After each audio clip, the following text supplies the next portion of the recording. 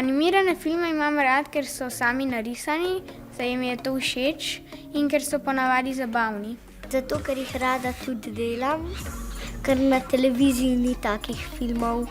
Pozorna moram biti na zgodbo, ker meni je to zelo pomembno, pa to, na kako je vizualno narejen. Kakšna je grafika, kako izgleda in tudi koliko truda so vložili v to. Če je to ciljano na 3-letne otroke, pol ne smeš gledati na to, ja, to je pa preveč otročje zame. Pač to ni bil narejen zate, a ne? Meni je fajn, če so filmi smešni. Letošnji filmi na Animateki se mi zdijo fini. Vsi so zelo dobro narejeni, kar sem tudi pričakovala.